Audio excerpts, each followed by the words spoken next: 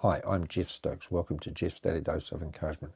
Today I want to encourage you about the right attitude for communion.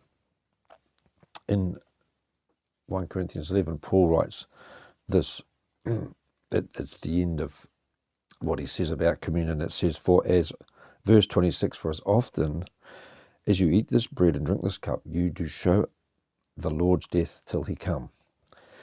Wherefore, whosoever shall eat this bread and drink this cup of the Lord unworthily shall be guilty of the body and blood of the Lord.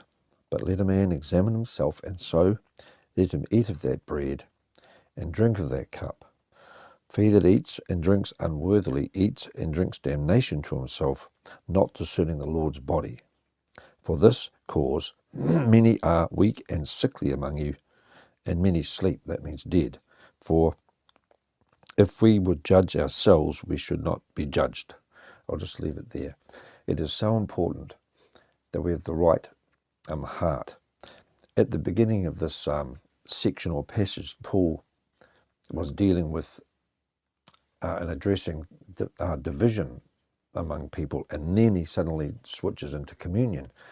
And I got to thinking maybe that was one of the reasons why. I mean, he goes into the fact that people were turning up drunk and coming for a big feed, but also there was some other divisions going on. So people's hearts were not right.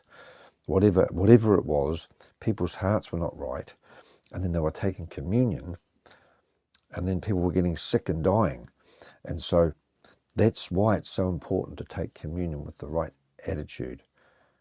We need to forgive people and not hold bitterness and things in our heart. The things that are going on there, like gluttony and drunkenness, and having factions, belonging to some sort of faction in the church or whatever, things like that. So that's my encouragement for you today. If you don't know the Lord Jesus Christ, if you confess with your mouth the Lord Jesus and believe in your heart that God raised him from the dead, you will be saved.